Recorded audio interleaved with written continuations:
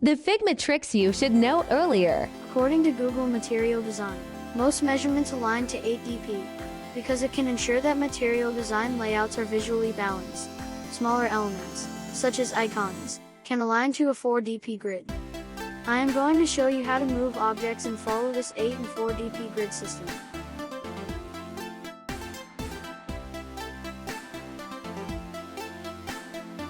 When we create an object, we have to make sure the size can be divided by 8, because it's a big object. It's very tedious if you need to type in numbers for everything, so I will show you how to create a layout grid to assist you.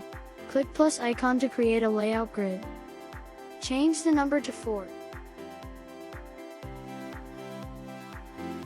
Create another grid, change the number to 8, and then change it to a darker color.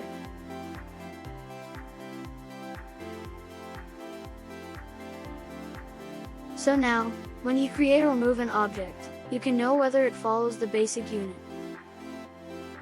While an object is selected, you also can hold the Option key to see the distance to the artboard or other objects. Now is 11 dp. It can't be divided by 8, so we need to change it to 16 or 8.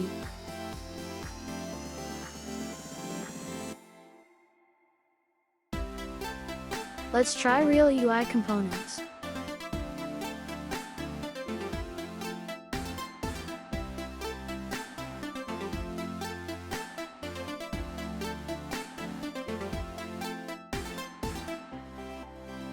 You might ask that everything is based on 8 units, but why they are not on the grid?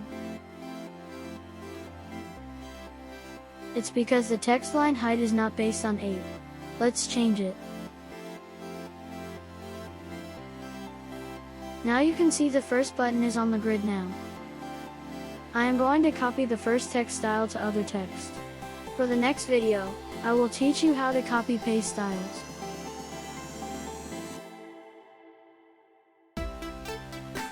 Now you can see all objects are perfectly landed on the 8 dp grid, just like Google Material Design recommended.